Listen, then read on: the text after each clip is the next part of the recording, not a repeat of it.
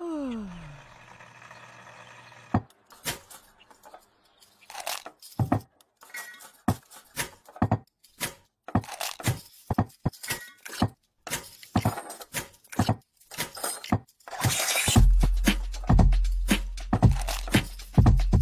morning.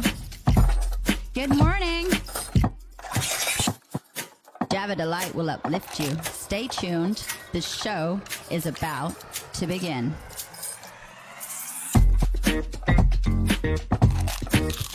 Grab your coffee.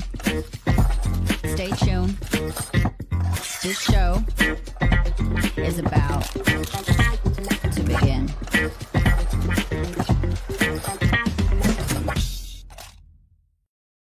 Good morning, ladies and gentlemen. Thank you for joining us here at the Java Delight, where your shot of espresso in the middle of your morning to get you going. And if you're on the West Coast, guess what? We're waking you up and giving you a big dose of positivity and joy. My name is Brandon Croucher, CEO of Delight Cafe, and one of the people at the Delight Digital Network. I'm very honored to look to my left/right, wrong way, and I had so I have Gavin Kerr. Good morning, buddy. How are you? I'm doing great. How you doing, Brandon? I am wonderful, buddy. Thank you so much. It's the first day of the rest of your life, not the first day of today. It's the first day of the rest of your life. Good morning, Renee Bush. Such a great day to see you. I was just trying to find something.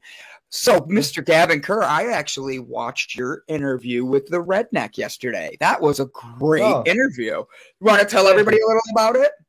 Yeah. It was actually a lot of fun. It wasn't as long as the first one. She had to go into the studio later that day, and we had some technical difficulties getting into it. But once we got in, right off the bat, we started talking. She's very, very easy to talk to.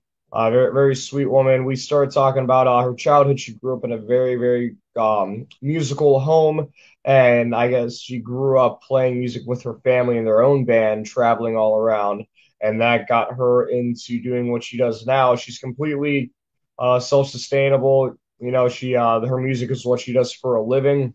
Even with COVID, it hasn't really affected her all that much. So I definitely learned a lot about being a solo artist and also being not signed. She doesn't have a label either, but she's still able to live her life the way that she wants to, making music. I love it. I love it. She was a great interview, like for real. Yeah, a lot of awesome energy from her. Right? She is one in a million. She was smiling the whole time. She made us laugh. I actually went and listened to a couple of her country songs, just being honest, and I really did kind of enjoy them. And I'm not a big country fan. I did too. I was wondering if you actually went and listened to anything of hers. Yeah, I always try to listen to a handful of the artist's music before I actually interview them, just because one of the big points of Between the Notes is talking about specific lyrics and specific songs.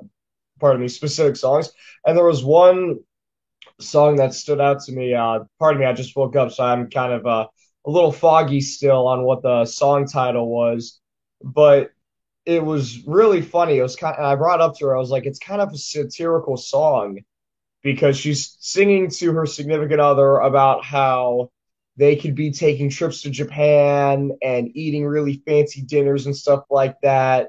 But instead, he's getting hunting gear and going fishing on the weekends and stuff like that. And she's singing about how it's a good thing she's not the type of girl that likes really expensive, fancy boots and jewelry and stuff like that, because that'd be inconvenient for her. She made me laugh. She was one of a kind, and she was beautiful. It made so many good things, buddy. It was a great interview. Guys, if you have not had a chance to check it out yet, do yourself a favor. Go over, check out Gavin Kerr's Between the Notes. Woo! I almost said one square at a time because I looked at Brett Gordon in the back, and he's super excited because we have a great movie today we're going to talk about. Brett Gordon is One Square at a Time. He talks about leadership perspective through movies. And today we're going to talk about an Oscar nominee. I almost said winner. Oscar nominee, and it's Soul, the Disney movie Soul. So Brett's going to come in and talk to us a little bit about that in a few minutes, guys, so stick around. Let's say hello to our guests, do some positive articles, and then I'll tell you about my weekend before we bring Brett in. Sound good, buddy? Awesome. Sounds great. Awesome. First up, Renee Bush. Thank you so much for joining us. Brian Tracy. Hey, Brian. Ready? You're up, buddy. Megan, how have you been? Oh, I've known Megan for years from the music scene. She's lovely. Love it. I'm glad she's here, Megan. We love having you. Stovetop Yum Yum. She has not been feeling well lately. Stovetop has not. She's been sick for a few weeks, but guess what? She's back. She's coming on today. End of the show. She's got, oh my gosh. Awesome. She sent me an email of what she's making. Bro, I'm this close to getting you in a car and kidnapping you to Florida and just going to eat some of Stovetop Yum Yum's food. It sounded so good. But good morning. She's loving it. She's sending some good vibes out here already. I love it, guys. Good morning. If you are new to the show, please drop your name so we can give you a hello. If you are a regular, drop your name so Gavin and I can say hello, good morning, and spread positivity. Gavin, you're in the restaurant industry, right? Yeah. I mean, I know, but like for I've been working in restaurants for the last 5 or 6 years now. So Guy Ferrari, you know who that name, right? Yeah, that's the dude with the tips, right? Yes. So he and his restaurant employee relief fund have raised $25 million for struggling. Oh my God. Right? Celebrity chef That's Guy amazing. Ferrari. Oh, bro. I saw this and I saved it. It was yesterday's article I was going to use, and I saved it and was like, F this. I'm putting it up there now. This is such a good one. Guy Ferrari is known for his spiky bleached hair, a love of barbecue, and doing nice things. When California wildfires hit communities last fall, he went to affected areas and fed thousands of firefighters. And now he's helped raise nearly $25 million for restaurant staff facing financial struggles because of the pandemic. Partnering with the National Restaurant Association, Guy Ferrari helped launch the Restaurant Employee Relief Fund last spring. Look at him. He really is a good guy. I've read a lot about him. He's unique in his own ways, but he is one in a million and just a positive guy. There's so many people that work in the restaurant industry and have multiple second jobs, single moms, single parents, students, retirees. Restaurant industry is massively important to our communities. The initiative was so that when he saw it was coming, he said, we got to do something to get some money to these folks. There have been over 15,000 individual donations made to the fund, and so far more than 43,000 restaurant employees have received a $500 grant in all 50 states, Puerto Rico, Guam, U.S. Virgin Islands, and D.C. 90% of the grant recipients said they'll be using the money for their funds to help pay their rent, mortgage, utility bills, transportation expenses, and or child care. You don't need to throw your phone at me, Gavin. Jeez, that scares me. I have the cord. You're good. There's a story that was said to me about something I say. I live in a building with a bunch of people who work in the service industry, and none of us have any money. I don't even have anyone I can borrow money from because nobody I know has any money. The Divers Drive-In and Dive star told CBS that when you start hearing those kinds of things, there's nothing more important. What an inspiration he is. Yeah. 25 million. That's helped 43,000 people be able to get help, assistance, raise some money. Buddy, absolutely great way to start the day, seeing that positivity like that. Absolutely. Wouldn't you say? Restaurants have really been struggling through all this, and it's not just the businesses themselves, but the people working in them. You know, we never actually shut down. I know Olive Garden, even when we were on full-on lockdown, we were still open doing to-go orders every single day. There was not one day that the restaurant actually stopped production. Gas stations are another thing too that I know have been hit really hard on the employees as far as not shutting down during all this. But that being said, even though we've been open the entire time, the money is most definitely not the same. I'm fortunate that I'm in the back of house as a cook, but I originally was, before I was a cook, before the pandemic, I was waiting tables. And when they put me in the back of house again, I decided to stay back there because I knew that there wasn't going to be any money even when they opened back up. And even now, the best waiters and waitresses we have are still struggling like really bad. Well, I mean, so first off, they're only allowed half capacity. So even outside, they've switched it, but still, it's nowhere near what they used to be able to do. During a pandemic, you're working and other people are at home. And it's not that you're the only ones working, but in the restaurant industry, you're literally in the middle of a pandemic and being told to come to work and make, as a server, $2.76 an hour. At least that's what it was last time I was a server, but I'm old.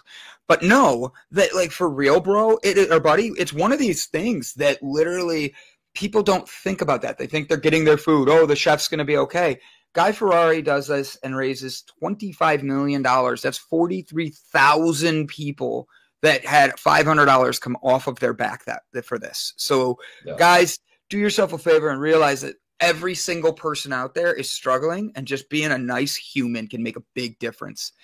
Gavin Kerr, tell me a little bit about what your article is this morning. So my article, and this video has been floating around for a while, if I can recall, but then it reemerged on my Facebook feed the other day, and I was able to find it in YouTube just now.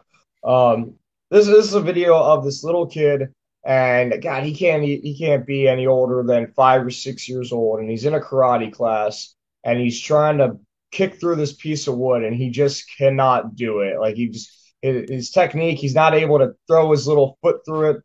And he gets all upset and he starts crying and he's really upset. And then something amazing happens between him and his fellow karate kids surrounding him. And it's just it's a very short clip, but it's a very heartwarming clip. So I'm going to go ahead and pull that up for us all to see now.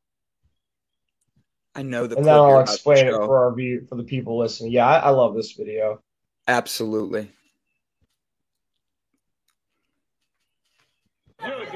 Little white belt here. Sensei's on the ground. He's got this wood board. Little kid tries to kick it, tries to throw his heel through it. He falls on the ground. You know, he's a little frustrated, but he stands back up. Embarrassed, but he gets up. I love it. Yep. And you can see each time that he kicks it a little less and less because he's starting to get discouraged. You know, it's breaking him down. You have to hit it hard, though. You cannot hit it light. You have to hit it hard. Go. That's not hard. You touch it. And you hear the kids start chanting in the background.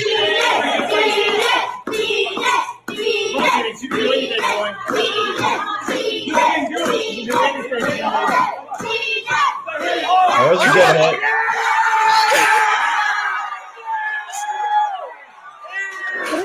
Oh, that is such a good start to the day. I love it. Absolutely. Such an overwhelming reaction. You get, because you know that Sensei had probably been working with that kid for a long time, just by how quickly he got up and started just screaming, just cheering, and all the little kids run over and grab and tackle him to the ground, give him a big hug, and so they're all so proud of him, and it really shows how amazing a classroom of any kind of environment can be. And I think that specifically disciplines like jiu-jitsu or karate or taekwondo is a very, very great bonding experience for younger kids, because you do get so close and personal and you do grow together. Where like if that was like a public school where you're taking a math test, something like that, and you just could not figure out the answer, nobody's going to care when you finally get it figured out. No one's going to care when you finally get that A. But to be able to have that physical, emotional, and social relief is extremely important for a young child to develop. Absolutely. 100% agree with you. The fact that the kids didn't laugh when he fell, the fact that the kids didn't pick on him in any way, the fact that the teacher encouraged him to keep going, Absolutely great video, buddy. Absolutely. Yeah. I love it. Great way to start the day. You want to say hi to a few more people? We got a lot more Yeah, of yeah. those. Who do we got? We got Ready? a lot more. Yes. Sherry McQueen, good morning, you Hey, beautiful Sherry. souls. She got her second shot. If that is of that shall not be named. I'm glad you got what you wanted and you feel good. So We got 2 of the Voldemort shots. Gotcha. just wait for the 5G to kick in. Happy Monday, Breakthrough Show. We got to watch Jessica Dugas this morning on The Joyful Project. What a great show. I shared it in one of my private groups telling everybody start your day with this, all right? Start your day. Glad you're here, Maritza. And then these two get into a fun conversation. Guess what? Who's here? Jacqueline Rodriguez. That's right. You ready? Guess who else? Jessica Dugas. Yes, she is. We have Jacqueline, we have Stovetop Yum Yum. Here's my thought. We need to continue this into adulthood so many of us as children were not encouraged this way. Let's encourage each other as adults. Cheer loud. I 100% agree with this. I 100% love that. I think that when you break those barriers down as kids, it helps build you up more in the future. And Jessica, you have a whole football team of kids, so we know how you're literally building them up to be the best of them. So, Gavin, David L. Lloyd as well. You missed one. I did. I'm very sorry, David. I'm glad you're here, buddy. I got you, David. Don't worry, man. Uh-oh. I see one that just came in that I'm super excited is here. Everybody say hello. He has not been here for a week. Nope, that's Jessica. Tokyo Bento. How have you been, man? We have missed you here. We talk about you when you're missing. You are missed. We love you. We are glad you're here. We're having a great way to start the week. Guys, Jessica just had her 592nd kid. I'm so proud of you, Jessica. Hopefully before the end of the show, you have 593. That tax return has to be phenomenal. We wondered how she's been able to stimulus with all those kids. We never asked what she really does for a living, so maybe she has kids. She has kids for a living. Yeah. So Tokyo, don't be sorry at all, buddy. We're just honored you're here again. You're back, and you're healthy and safe and happy. So if you're not, let us know because we want to send you some good vibes. Gavin, I had a fun weekend. Before we bring Brett in and we talk about a very awesome movie that's up for an Oscar and all that, I actually had a really interesting weekend, and you and I were texting back and forth. Yes. I got invited late Saturday night. The NBA basketball team here is the Cleveland Cavaliers, and they're going to be pushing for a more LGBTQ plus friendly environment. They filmed a video to show what they were doing and everything. I was called and asked to be the bartender for the event. And the Cavs were there, their dance team was there, the cheerleaders were there, the LGBTQ community of Cleveland's presidents and associations were there, and we went into an abandoned building to do this photo shoot. And I'm a bartender in this abandoned building, and buddy, it was the most entertaining thing I've had in a long time. Wait, did they bring a bar to an abandoned building? Yeah, we opened up a bar in an abandoned building. That's pretty awesome. Oh, bro, we hung LED lights under a railing, and I put the bottles there, and we had tequila. We had 4 different kinds of tequila, 8 different vodkas with many flavor vodkas. Yeah. We had Jack. We had Jim Beam. Anything you could think of. I was even asked to make a margarita, and I was able to pull it off without a blender. So it was an iced margarita, but it wasn't my best one, and it was still drinkable. But my thing is, buddy, I got to hang out, and I met one of this state's best drag queens. She is on every drag show in Ohio. Okay, like she's the photo child. Bro, that Tokyo Bento is right. I was hoping that was what it was going to turn into. I even brought the Molly. No, I'm just kidding. Just kidding. Just kidding. Brett's in the back going, "Oh my God, Brandon's going to get taken off the air so quickly."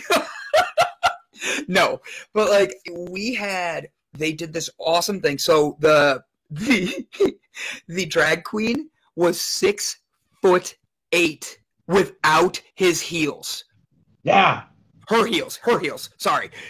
Some of them are huge. Like I had the Olive Garden one time. I had three drag queens come in when it was like my last table of the night, and they all stood at least a foot taller than me. Easy. Buddy, foot taller, and then she goes and changes her wig, and she hands me her other wig, and she named it. I don't remember the name. I'm really sorry about this, but like she hands me her wig and puts it on her mannequin, and I'm making her a drink at this time, and I'm pouring it and all this stuff, and I make one for the mannequin as well, and the wig. And I set it up out of the way so that way the mannequin's getting a drink. Oh my God, it was so much fun. She came back in. She was laughing. She had a great time. I have to be honest, guys, it was one of the most entertaining nights. And I truly was honored to be someone they thought of that they would want there. The fact that I could spread positivity, joy, excitement, and be in something brand new, I was so flabbergasted that I did not know this abandoned building existed, but then being able to get around there and get into it with a new group of people, make new friends, I was so honored. Sherry McQueen is saying hello. Brian Tracy's naming a new band. And Mandy Atterbury is saying hello. Today is the start of new beginnings. I love it. Sherry McQueen saying hello to Jacqueline and Mandy in Tokyo. I love it. Good way to cheer each other up. Start the day right. Gavin, we have a go. I'll shut up. I'm very curious really quick. So what exactly was going on? Were you doing like a photo shoot, you said? So we did a video, and what we shot was a video that was a bunch of like gays and lesbians and people together, and that with their significant others, showing that you can be like nothing weird, just like couples. Yeah. And then they had the drag queen there, and they talk about inclusion. They had a script they were reading and all that, but what made it fun was they literally had everybody silent on set. You've been on a movie set, right? Yes. You know? Yeah. You know when they say quiet on set and you're not allowed to do anything and everybody has to just and you're making moves? So I have 2 empty glasses and I'm standing right behind the drag queen and all of the bar is full of people. Empty, like clear glasses, and I'm just like, I'm Tom Cruise in Risky Business. I'm like, cocktails. Yeah. That's what it was.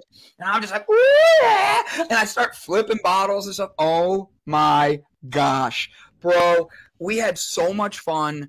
Everybody was like, and then I pulled a typical Brandon. I ended up half naked because of the fact I had to show my tattoo. They wanted to see the Ninja Turtles. Somebody caught Chef Mike RD and was like, hey, wait a minute, what is that? And when I started showing them it, one person led to another, and then there was like 50 people in this abandoned building, for real. No joke, buddy. I'm half naked in front of 50 people, and everybody is just talking, and they're laughing and having a great time. The event was from 6 to 8 p.m., we didn't leave till 1:30 in the morning because everybody was having so much fun. Oh my God, that's amazing. See, but now all the context that I have is that there was a camera, the Cavaliers were there, you half naked, a bunch of alcohol, and drag queens. Who knows what happened? You're gonna have to wait till the Cavs video comes out and see where I'm at. I guess so. I'll be watching the news. So, hey, I'm going to do this really quick. Mandy Atterbury is going through a very tough time with her ex-husband. He moved out today. She's been messaging me about it. Mandy's really been struggling, and she's been getting up every fucking day. And I say it like that on purpose because she gets up every day. She puts her best foot forwards. She knows she's struggling, but she's still here and she's still going out. So, Mandy, I know today's hard. Live in the moment today. Feel the pain that you're hurting. But then when you wake up tomorrow, it's another day. The sun comes out, look up and say how wonderful you are because I am fucking glad you're here. I love that you are here, that you are saying hi, and that you're interacting. It means you're not letting the day keep you down. Keep that going. I love it. So something to keep in mind as well. A breakup is kind of like, especially the more serious the relationship is. A breakup is it's like death in a sense. It's a loss, and there's a mourning process to it. And you're gonna find that, and this goes for anybody who's gone through a really bad breakup or has had a loved one pass away recently. Correct. It's going to hurt a lot, and it's going to hurt for a while. And in all honesty, you might never 100% get over or forget that pain, but eventually you're going to have a moment. You're going to have a split moment where somebody says a joke or you see something that makes you smile or laugh and you giggle a little bit. And for that split moment, you forget that pain. You forget the loss. You forget what happened. And then you remember, and then you're sad again for a while. And then you have another moment. Yeah. And then eventually you have a minute. And then eventually you have an hour. And then after a while, these little moments, they build up and they build up until you have days where you forget about it even. And eventually you're okay. And you're able to move on. You're able to continue your life, living it healthy, happy, and acknowledging that that was something that happened. And it sucks, but it's okay because the pain is only temporary. And what happened is only for now. Mandy, you are getting love all over here, so please know we are very grateful for you, and everybody here wants to send you good vibes. Guys, you almost made me cry. Like, for real, I was tearing up here and had to hold it back. I love seeing people who maybe have never even said Mandy's name or seen a comment from her. The fact that she's going through a tough time, you guys put energy into sending her good love, vibes, energy, peace, and happiness. That's what this is about. When you're in a tough time, knowing you're surrounded by people who are going to tell you it's okay, but you're going to get through it. They're not just giving you lip service, and I just spilled my coffee. It's okay. It went that way. My computer's this way. It's okay. One time in high school, this girl accidentally spilt a carton all over her computer. And she was all upset and freaking out about it. And without even thinking, I did kind of think about it. It was intentional to make her laugh, not to be a dick. But I looked at her, I said, hey, it's okay. There's no use crying over spilt milk. She did not find it amusing, but the computer was okay, so. I personally find that very amusing. I liked it. I think it was clever wordplay. I think this is great. If people hate for no reason, we can love for no reason. Effing men. We don't have to know someone to give them love. Sending good vibes, and energy to everyone today. Jessica Dugas in the Breakthrough Show. Love you, girl. Love you. Give Phil a big kiss and say my name. So our guest coming. What? Our guest today is Mr. Paul Toby.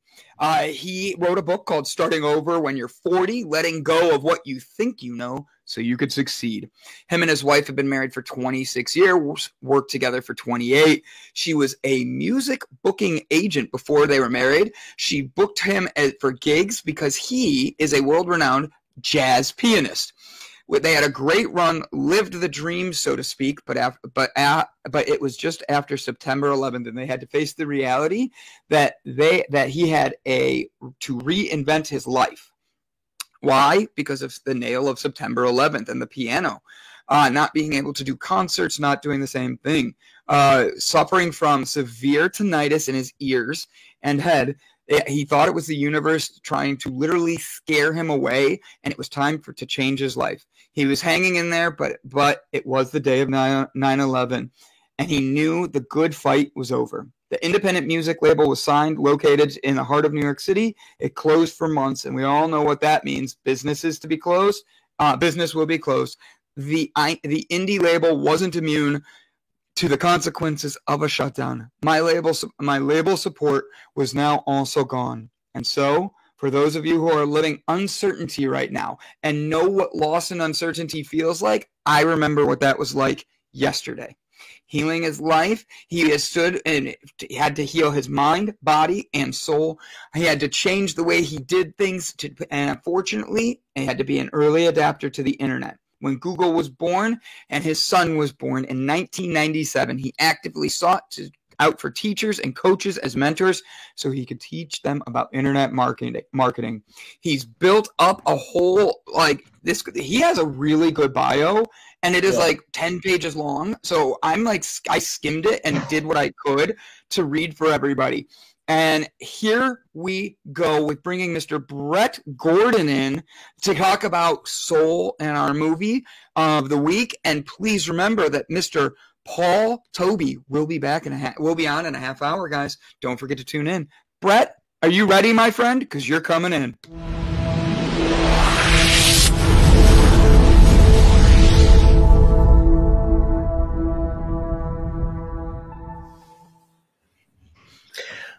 Good morning, everybody. Hey, Brett, how you doing? I'm doing well. Had an awesome weekend moving about 4 tons of rock into my backyard. Loved it. Finally made me realize that I actually still do have some muscles, and they reminded me that I should be working them out a lot more than I do. Are you putting in new gravel? Yeah. I kind of redid my backyard. I've redone my house a number of years ago, because my mother had kind of a stroke and she's been in a wheelchair and using a walker and things like that. So I set it up for them. And then the backyard has a path to walk around and stuff so that she could actually exercise in the backyard. Nice. And I've got a koi pond, I've got fountains, and I just redid the rock. So it really looks nice back there. Wow. For them. And and then I moved out of the house because my mother, brother, father, and his girlfriend live in the house with 2 dogs, and there was too much noise for me, so I moved out for a little while. Yeah. No, that sounds amazing. I remember last summer I got a whole bunch of new gravel at the side, and I spent probably an hour and a half just raking it and spreading it all out. So it's some work. Yeah, definitely. I mean, when the truck drops 4 tons of rock, it doesn't seem like that much, but when you're starting to move it wheelbarrow by wheelbarrow, you get a feel for just how much that is. Oh yeah, Yes. absolutely. So tell us about this movie. We actually, when Dr. Trina was on Once Upon a Time Ago, she brought this movie to our attention, and I know that I watched it. I believe by now Brandon has watched it as well. It's a really great movie, but definitely tell the viewers, for those who haven't seen it yet. Yeah, it's an awesome movie, and it's just going to be really the first movie that we drop our review on. We actually, in one square at a time, look at movies and then draw the superpowers out of the movies, not the superpowers that you would normally think of like Thor and so forth, but the actual ones that apply to us in life and that we actually have available to us. We just don't oftentimes recognize them. And we try to bring out these superpowers as the tools that you can use to deal with the challenges of life. So it's pretty amazing when you get a chance to really look at these movies from that perspective and see what's really coming out, and then find out that, like, the directors and so forth actually had these very heavy intents to their movies as opposed to just the entertainment value. And that's one, and Soul is one of them. And like Brandon mentioned, it's coming up for, it's actually got 3 Academy Award nominations. It's won a number of, I think, Golden Globes and some BAFTA awards and things like that already. It's just an amazing movie and a lot of really deep message in there. With, I think, the first one that will, and in the video that we're going to drop on Tuesday, tomorrow, is an hour-long video on our review of the movie and what came out of it. And I will tell you one other thing before we go into the movie. The way that we're dropping these videos is that they're raw and unedited. And the reason that we're doing that is because life isn't perfect. And we're showing the miscues. We're showing the mistakes that we make, the interruptions, the dogs in the background, that kind of thing. Because guess what? That's life. And the reason many people get really frustrated with life is because there's these things that go on in the background. There's things that go on around them, and that noise distracts them from the focus of their life. And then it gets to the point where they're like, oh man, screw this, I'm going to do something else, or that type of an attitude. So what we want to bring out is bring it raw so that you get a chance to really see what's coming from us without it being uncut and perfect and all that kind of stuff. And I think that, like I said, that's life. And that's what we're really trying to do with the tools, is help you to understand how to better deal with these type of things in life. Now, definitely. I love that. That's how I've been doing my show as well. Between the notes, I just do a recording of it and then just put it out there. Honestly, Exactly. it's the way I like that we're doing this, guys. This network is being focused on making sure we stay honest. Brett and I have had multiple interviews about these movies where we've actually disagreed on what the movie was and what the tool should be, even to help you build your best you. And our focus was, you can have a difference of opinion as long as you're taking a tool and building a better you. It's building the life that's better for you, that helps you build a better self. Really quick, this is one of my buddies. He's a stand-up comedian. His name is Jay Hunter. He is absolutely hysterical. Guys, go follow his comedy page. I have to give him a quick shout out. It's his first time here. I love him to death. Thank you for saying hi, buddy. I love you. So, Brett, tell us a little bit about Soul. Well, and if nobody's seen it, or if you haven't seen it yet, it's about a jazz musician, which actually ties in really well with your guest today, which I think is absolutely phenomenal.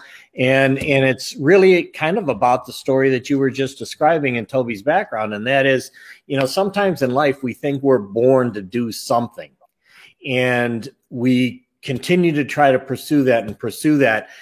And then things get in the way, or things come up, or in this movie, actually, he kind of falls through a manhole and discovers a whole different aspect of what life is about. He dies immediately. Yeah. In the beginning, he dies, but then he kind of comes back. But it's all about the fact that, what oftentimes we think life is about and what people tell us life is about isn't what life is about. Actually, life is about all those little things that we experience. It's about all the challenges that we have and all of the successes that we have. And it's all about the events that we oftentimes don't appreciate. For instance, how often do we walk past a flower and not really appreciate the beauty of the flower? Or we look at snow and say, holy crap, I got to go shovel snow. And instead of looking at a snowflake and seeing the beauty of the snowflake itself. Those are the types of things that really start to bring out what life truly is. And it's each one of those events and our actions that we take as we're dealing with the challenges and as we're experiencing the successes that build our history, build our legacy, and that we use when we're interacting with other people. Mm-hmm. And one of the big things that we're doing with One Square at a Time is that Brandon and I and others that join in are really there to try to pay it forward. Find opportunities that we can take our life experiences or the experiences of the characters in the movies that we're looking at and use those to really bring out the challenges and yet the beauty of experiences in life. And that is the heart and soul of One Square at a Time and Soul the movie. It's amazing when you look at what the directors were trying to bring out in really using their life experiences in the movie. Like, for instance, Kemp Powers, who is a co-producer, he's a black co-producer, which this movie is based around a character who is black and the life of the black community. And yet it didn't include a scene that Kemp Powers thought was so important. And that is the barbershop scene, because it is kind of like a gathering place. And he's like, wait a second, you're talking about this kind of a life, and yet you're missing one of the big things that is experienced in the black community more than maybe the white community and things like that. But Kemp brought that out, and that's a critical part of the movie. It really is one where the main character gets an opportunity to talk a little bit more about his life, and others get a chance to tell him a little bit more about how they perceive his life. Mm-hmm. And that's a pretty eye-opening experience. You know, it's not that we should always take what others think about us to heart, because everybody's got their own perceptions. And you know what they say about perceptions or opinions? Everybody's got one, just like other parts of their body. But, you know, it really is true. But we do need to, you know, hold to our own, recognize who we are, and continue to follow that path, but be open. Mm-hmm. Be open to the fact that things can come up where we start to learn things that may take us in a different direction. Correct. You know, our goal is not to be a concert jazz pianist. Our life, yeah, eye holes. That's exactly right. I have 3 comedians in here right now. This is not good for me. I might have my ADD kicking really hard, guys. But well, you guys know the eye hole cereal, right? Yeah. Yeah. So, what was it? Sorry, we distracted Brett. Sorry. Go ahead. No, you were saying people have opinions. No. What I was getting they at. also have eye holes. Yes. True. It's a cereal. There you go. I did not know this was a cereal. Oh, it's a Rick and Morty cereal. All right, go on. Oh, so this is like life, right? Things come up in the middle of a conversation that take you in a different direction, and that's fine. Actually, that is what life is about. Life is about a series of events, and events are just events. It's our perception and meaning that we place on events that really determine how we view life. And like I was kind of going into, you know, our life is not to be a millionaire. Our life is not to be a concert jazz pianist. It's not to be, our life is to actually be something that we can enjoy. That's what we're really trying to achieve in life, is having a happy and enjoyable life. It's not about that end point, like being a movie star or something like that. Being a movie star allows people to enjoy life in a way that they hopefully want to enjoy it. And we've seen that being that at the pinnacle of your career doesn't necessarily bring joy. We see that with Robin Williams. We see that with John Belushi, where they may have seen their life as being this all-star comedian or actor or whatever, and then they get there, but that's not satisfying them, because that's really not what we're trying to get out of life. Life is about happiness, and it's about being able to deal with and enjoy all the little things that occur throughout our lives, as opposed to allowing those little things to grow into giant mountains that then keep us from moving forward. And even when we do have mountains in our life or manholes in our life, you have to learn to walk around them.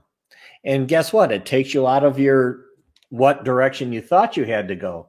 It's like a detour on a road. Oftentimes you have to go out 3 miles and up another 4 and then back over before you get on the highway again, because that direct path wasn't available to you at the time. And those are the types of things that we bring out. And Soul is a movie that really focuses on that and tries to identify that your real spark in life is not that end goal that you think it is, but really all of those little things that we oftentimes don't appreciate along the way. Mm-hmm. And I think, Brandon, you were kind of even talking about that even before the show, and that is, let's look at how many days that we actually have joy in our life, how many opportunities that we have to appreciate, and to actually focus on those during that time, because there are going to be times that are going to be more challenges. And that's what what Joe, the main character, experiences as he's working with 22, which is actually kind of a spirit that's yet to come to Earth and actually doesn't want to come to Earth because it doesn't feel that Earth is worth coming to. Correct. Go ahead. No. Excuse me. I'm laughing at all the squirrel comments coming in now too. Anytime my ADD kicks in, everybody's allowed to like say squirrel and call me out on it. So it's been fun to watch this happen.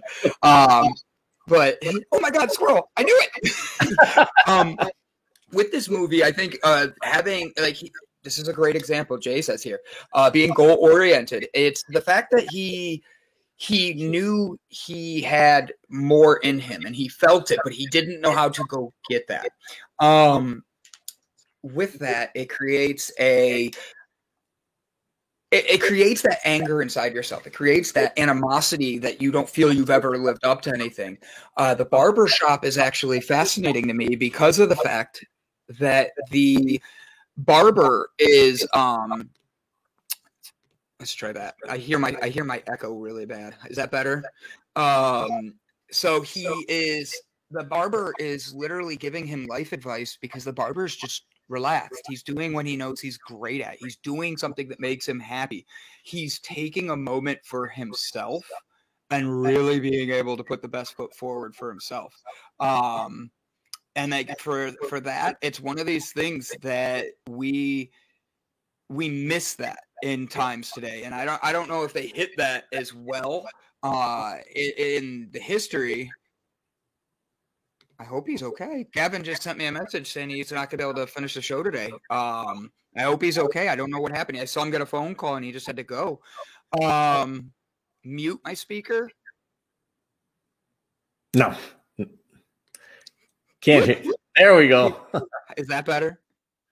My speaker is muted. That's why I have the headphones. I don't know. It's whatever. But it's one of these things where I truly believe that the history of the barbershop is shown here. The barbershop is where people used to go. I don't think it's my echo. Brett, I think I'm getting the echo back on yours. I don't know why. If you turn your volume down a little, because it's only on when you were on, I was getting it. Really? Yeah, but it's okay. We'll figure it out in a second. But like for real, it's one of these things where the barbershop played such a crucial role in the upbringing of men. And I mean that. Maritza will be on very soon. Do not forget about her. She's cooking for us today. We did a shout out this morning. She will be on in about 30 minutes to be able to jump on and teach us about a healthy meal she's making. You don't hear any echo. Then maybe it's just my computer. I don't know. It's got to be me. Sounds better. See, Jay tells me it sounds better. That's all I know. Is there a doctor in the house? Squirrel. So, actually, Pete Doctor. He was the director of the movie. There's your doctor. There's my doctor. Boom. But this movie is about, it's not just about death. It's not about heaven and hell. It's about actually finding your you. And that's why this movie is really great, because even if you go around Brett and you see his background to the left, you see Joe sitting with a teacher that he's literally teaching her little girl about music, and she's ready to give up. But then on the opposite side, the struggle she's dealing with, Joe's dealing with, and his barber's giving him the same advice he was giving her. So, but for real, think about the fact that that's what we do. That's how we don't break free from things. That's how we don't find our best us, is because we don't listen to our quote unquote barber, or we have too many different people that are influencing our decisions. And for real, it's about finding your best you. Brett, do you remember what the tool was for this one? I should remember, but I don't, to be honest. Do you? I don't, and I was gonna go check beforehand, but yeah, it was one of those where today I was okay. You're gonna have to watch the episode in order to find out what the tool is. That's the key. That's the key there. So really quick, Mandy Atterbury did send me something. She sent me a bunch of pictures of how her husband left the house when he left. And I want to let everybody know he left it a complete mess. I saw the pictures on Facebook she sent to me. do yourself a favor, Mandy, and know that this is the time that mess he brought into your life, he's showing you he doesn't care enough to leave it, to bring it with him. He left it for you to take care of. And guess what? Show him exactly who you are. You're number one, and give him the number one sign. Because the truth is, Mandy, he doesn't deserve somebody that's not going to give him the same respect that you've gave him. So let him go. Love yourself. Clean that shit up. Fix it, and make Mandy's house Mandy's house. Jessica, you should patent those. I don't know what she's patenting. Oh, ears that have echo, that filter the echo. I love it. Oh my God, squirrel, right? But guys, take a moment today, or for Mandy, take a moment today and notice that the pain that's there and clean up around you, because that way you're letting go and building your you. He can't come mess it up again anymore. So love you, Mandy. So Brett, go ahead. I interrupted you. Yeah, actually, that's a perfect example of some of the challenges that come up in life that we have to deal with, and the tools that we share in One Square at a Time are to help to make it through those challenges, because really it's an event that's happening in your life. The meaning you choose to place on that event can be positive and empowering, or it can be negative and disempowering. So you can look at this as an opportunity now to move forward with life in a way that you can accomplish things that you never thought even possible, possibly while you were in the marriage. So look at those opportunities and start to, yes, there's going to be a mourning period, but don't allow it to overcome you as a person. You are more than the event. And it's up to you to really kind of place the meaning on the event. So use it as a life clearing opportunity, and one to be able to move forward, and that you've learned from it, and that you won't experience something similar to that again. And not only that, you get an opportunity to teach your children or others how to avoid some of these types of things. So it goes along very much with kind of the message of soul, and recognizing that, like in the barber shop, the barber was telling Joe how he had these very grandiose plans to be like a doctor. I mean, a real doctor or something. And then because of life events, he ended up having to feed his family, put money on the table, and he became a barber. And Joe was like, "You must be really disappointed in life." And he's like, "No, this is absolutely the best thing that's happened to me.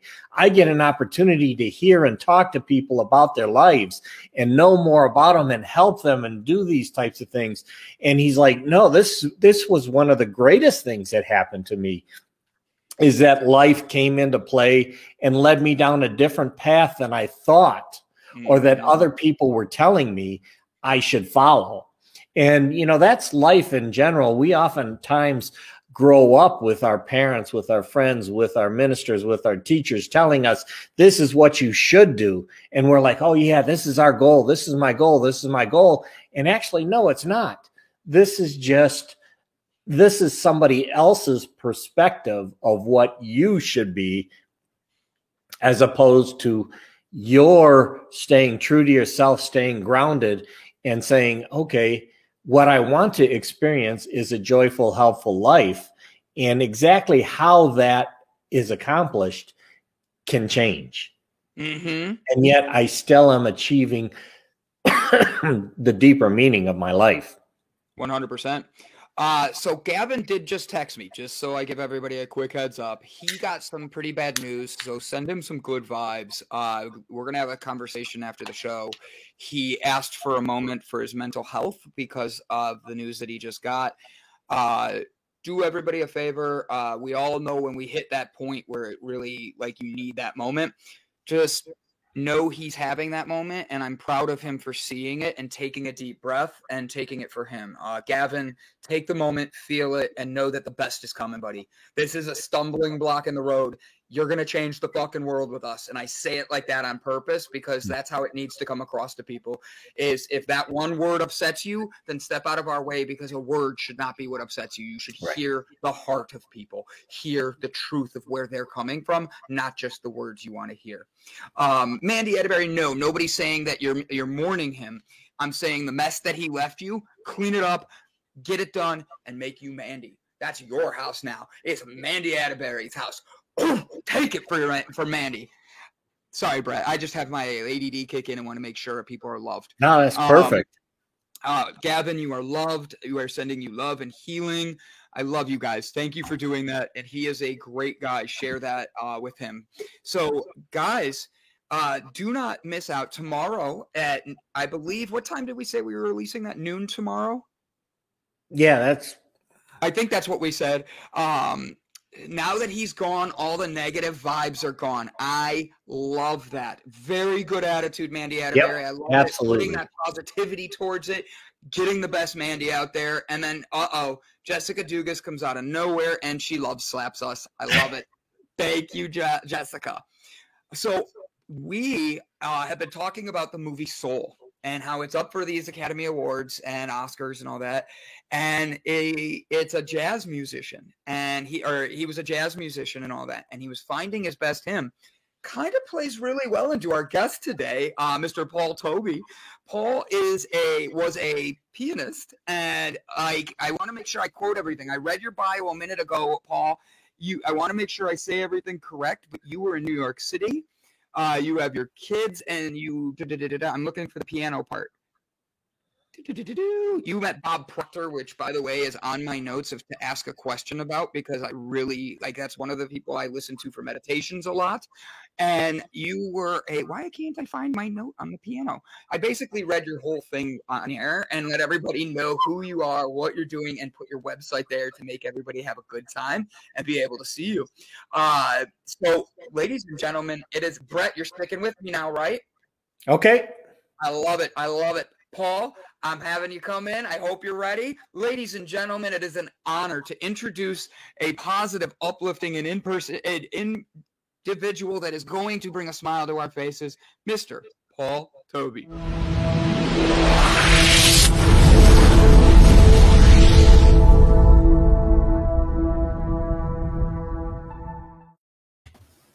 Good morning, Paul. Thank you so much for joining us today. Hey, Brandon. Nice to meet you. Nice to meet you as well. So you are a jazz pianist, correct? Yep. So did you see the movie Soul by chance? No. Oh, Brett, I'm going to have you step in here for a second. Brett is a movie guru. He takes classic movies or movies that are modern today and shows a different leadership perspective that the movie you can have and helps you build the tool belt to be able to build your best self. So that's why we have Brett here. And it correlated with the music, so I couldn't have been happier the way this worked out.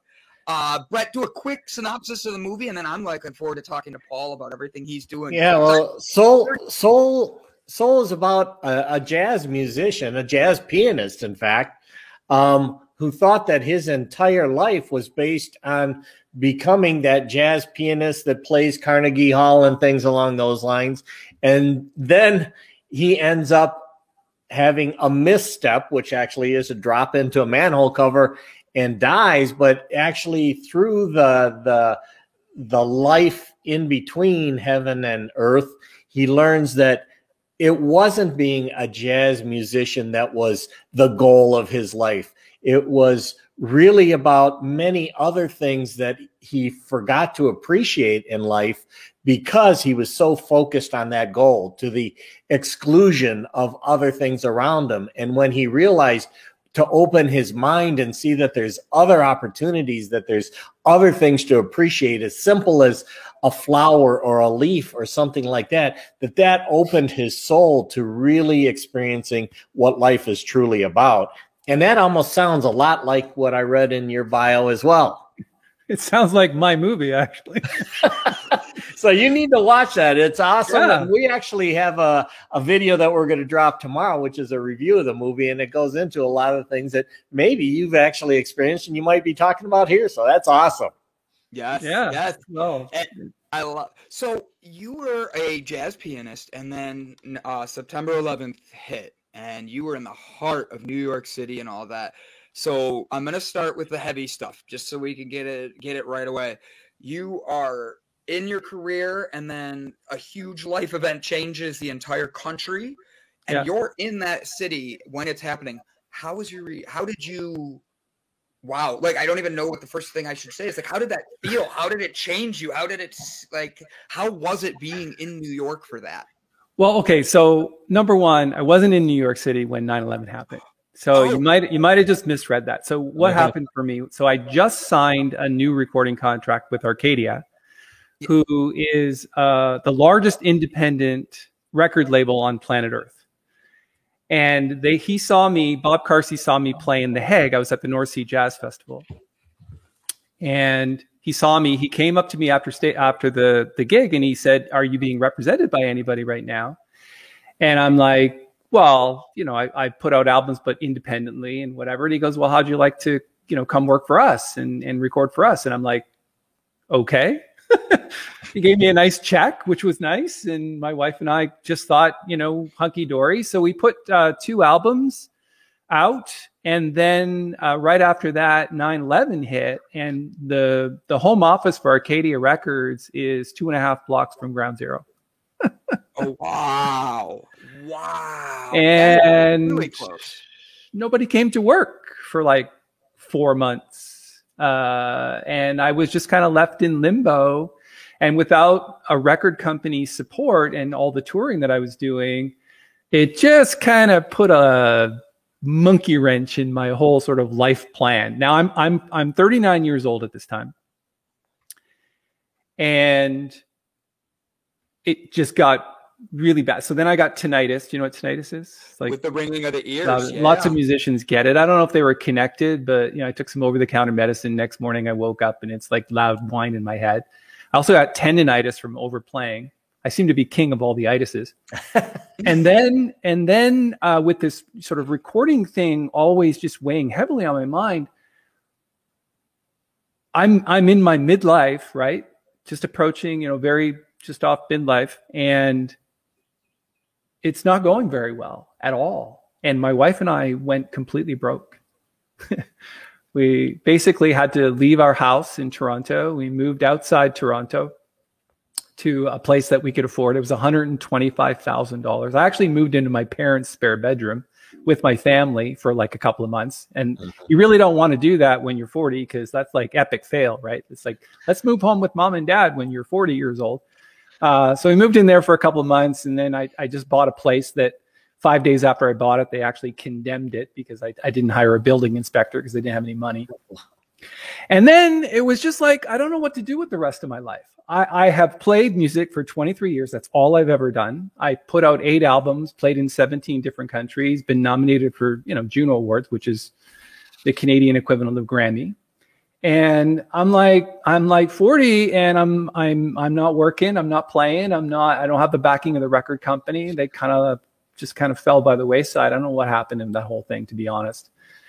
And now I'm like, well, what do and this is like the movie, right? It's like, my whole life is about being a musician. My whole life, I've sunk every single ounce of money and energy and time into this thing. I've never done anything but perform. What am I going to do with the rest of my life?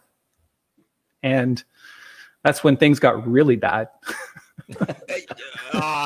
Tell me about it. Like, so, all right, when you say really bad, you're all right. I'm making a joke here because of the fact I'm turning 38 this Sunday coming up. Right. And the room you see me in is the guest room in my parents' house. So you made that comment, and I'm like, oh, this is gonna be fun. But like, I'm here sorry about the epic fail comment, but I'm with you on it. I view it as my epic fail is going to be my epic triumph, and that's where I'm coming from, and that's why we do this and a couple other things. But how did you make sure like when the hits came, you took some big hits between the house, being broke, being an individual who, when you are broke, you feel completely like your self-worth is nothing. Yes. Worthless. How did you keep yourself going? And like, then you said it got worse. Oh, talk to me, Paul. What happened, buddy? I just, I kind of threw myself into renovating just to kind of kill time. And things got really bad. I thought about getting a job. But then I thought most companies don't really need a piano player. So my job prospects are not that great. My wife was watching Oprah one day, and there was a guy on there named Gary Zukav who wrote a bunch of books called soul books. They're like Seat of the Soul, soul stories, soul romance, all that kind of stuff. And, was a spiritual leader. And she signed up for this soul group in Toronto. She took me to this meeting in Toronto. She dragged me like kicking and screaming. It's like, look, we're going to fix you. We're going to take you to this meeting. And, all these people are spiritually enlightened, and you're going to be enlightened, and it's going to be great. I'm like, I don't really want to go. But she took me, and I drove up, and it was a mansion in York Mills and Bayview. If you know anything about Toronto, it's kind of like the second most prominent area in Toronto. It's kind of where I live now, but back then I'd never been to a mansion before. I'm from the other side of the tracks. My father was a United Church minister. We come from the It'll Do family. It's like we don't have new cars because 1984 Taurus wagon, it'll do, and that's what I drove up to this house. It had so much rust spots in it, that car, you could shoot a gun at it, you wouldn't hit anything. And I pull up, and I'm looking at this house. It wasn't a house. It was like literally a mansion, 9,500 square feet, I think it was. Tall ceilings, vaulted ceilings or whatever. I pulled up, and in the driveway, there's like a right-hand drive Jensen convertible from like England. There's like a couple of 67 Corvettes. There's like a Jaguar. They have a Jaguar X8, XK8.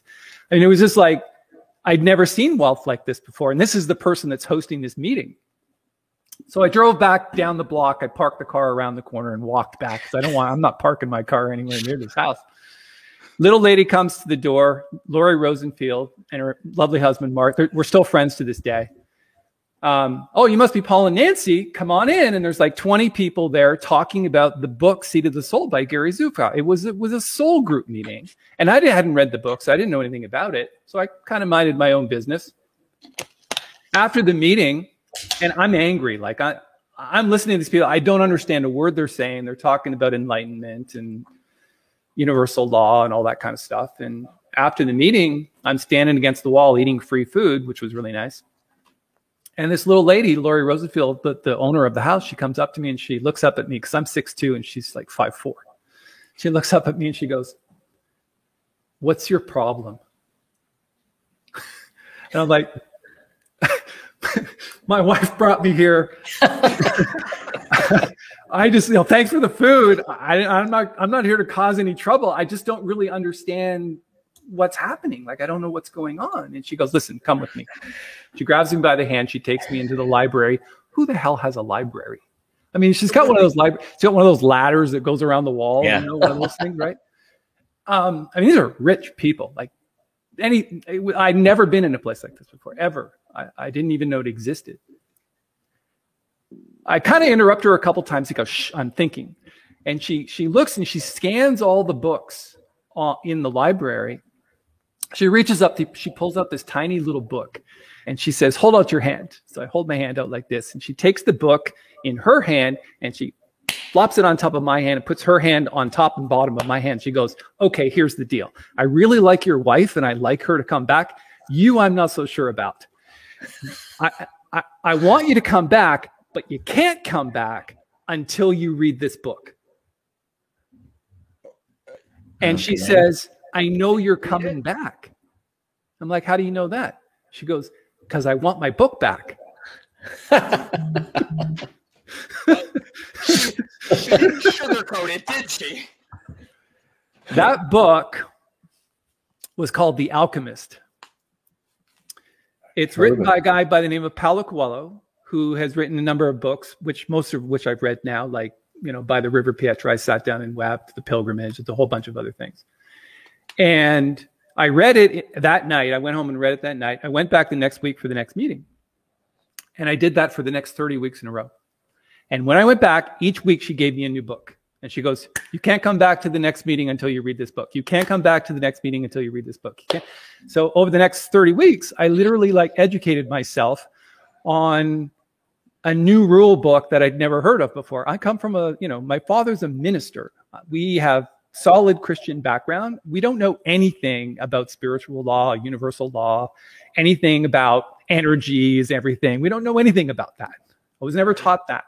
And so here's this whole new language that I'm learning. By the 30th week, she fed me a book called The Pilgrimage, which is a book by the same guy. He wrote about it's about the Camino de Santiago, his journey on the Camino de Santiago in Spain. Immediately, a couple of days later, after reading that book, I put in a grant to Canada Council for the Arts to give me money, because I didn't have any, to go walk this pilgrimage and write music, write 9 symphonies. That was my project. And because I got to pay for it somehow, right? So pay for my flight tickets, right? So I got $12,000 from Canada Council for the Arts to go walk this pilgrimage, and I did that in 2004. It was a whole year. I walked about 1,000 kilometers. It's about 600 miles approximately over a month and a half period. And sorry, my phone was ringing. No, you're good. You're good. It was the first time I really felt like I ever completed anything. It was I broke my ankle on that journey. I had blisters up the wazoo. I had to lay over in Burgos for 3 days, which was great because I got time to write music. Anyway, long story short, I get to the end, a place called Finistère, which it means in French, end of the earth. Finistère was the furthest point west in Europe before the New World was discovered. So they called it the end of the world. It's called Finistère. So I get there. It's a small fishing village on the coast. I go back to Santiago. I get on a plane, go back to Madrid, get on a plane, come back to Canada. Since 2004, that fall of that year, I started taking courses on business and how to and I got in with the Peak Potentials people, Harv Eker and all his people. Spent some money there. In my first year of business, after taking Train the Trainer, which I didn't really know how to present to people. I knew how to bow and I knew how to, introduce the next song, but I didn't really know how to engage people.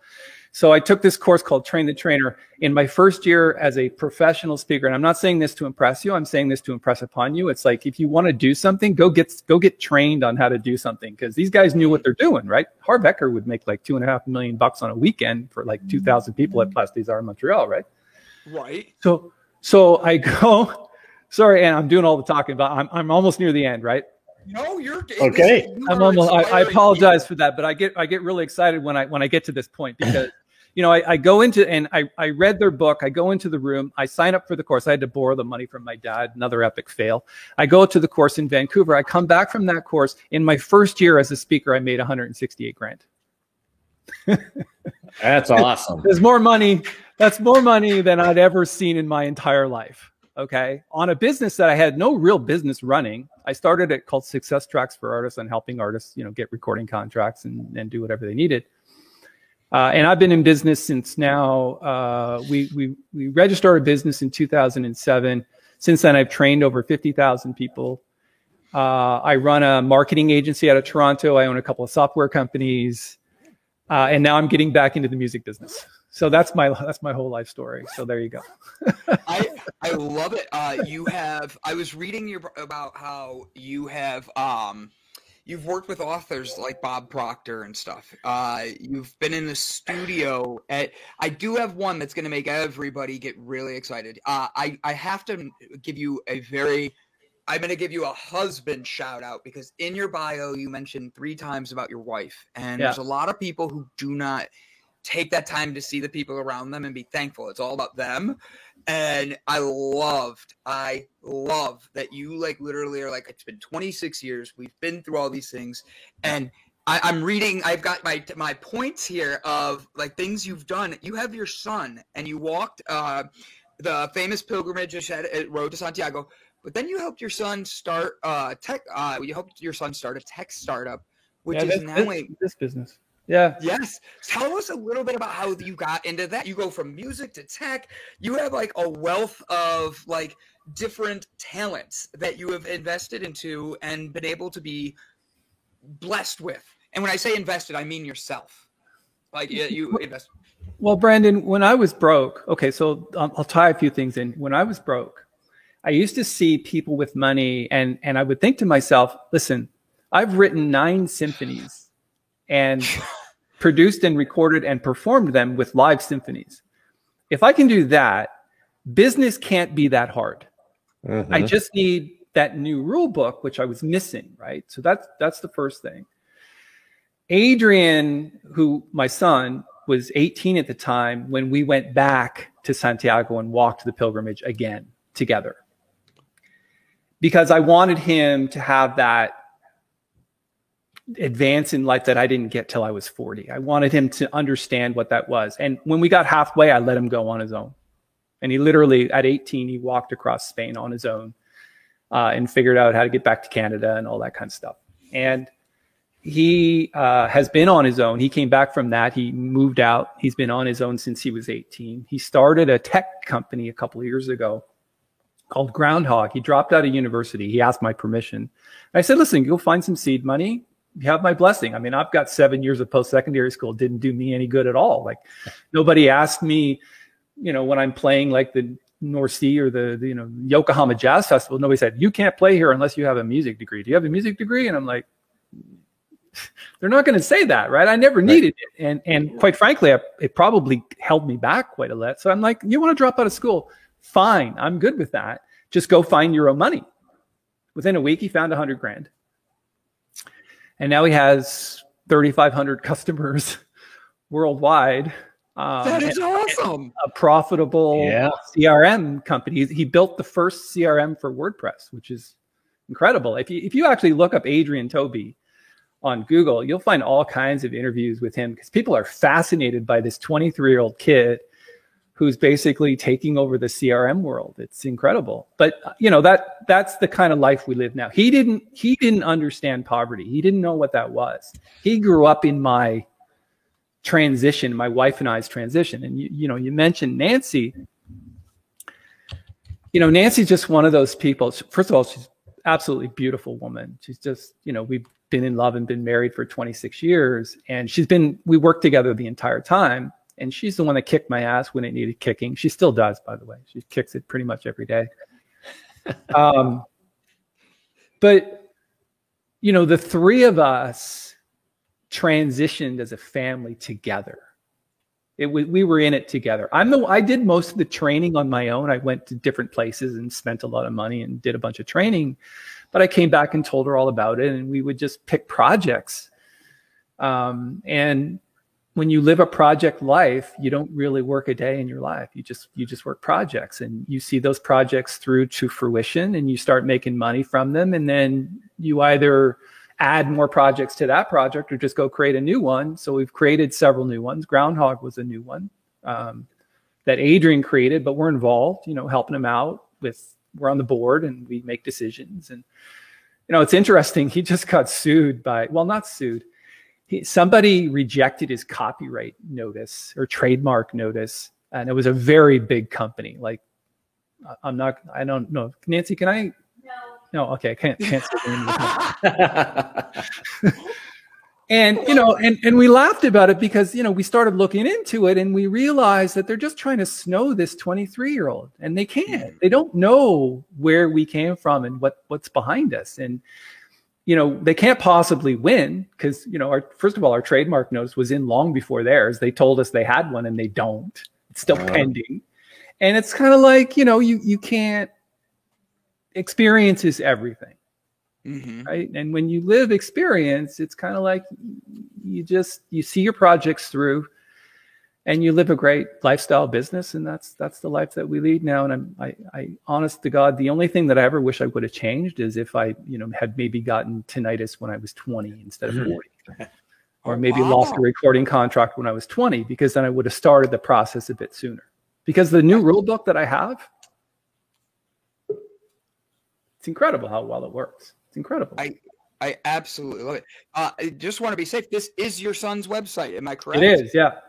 Guys, I shared the link right there. Go give it a check out. There are a lot of great things on here. I'm looking at this and what your son is doing, and why are emails going to promotions and spam? Here's what you need to know. Like he's got information in here as a business owner.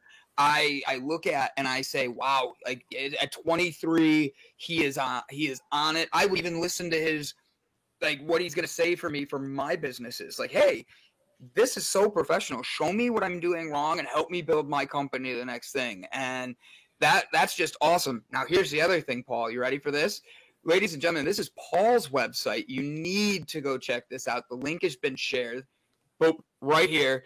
Paul, this was me finding you on here. You like the recording. Yeah, I apologize for that website. It's kind of like the shoemaker's son, right? I think, maybe trainingbusinesspros.com or that'sambitious.com or jazzmental or, anything like, but that. It's like paultilby.com. It's like, what? At one time, honest to God, I started off selling sheet music off that website when it was easy to rank on Google. I still do well, but not nearly as well as I used to. We were number 3 for the search term piano music for like the longest time on Google. It's like it brought 1 million uniques to that website. And then I started I started training business pros out of that whole transition period. And I just lost focus, and I lost, I just had to help so many people that I didn't have time to mend that and take care of it.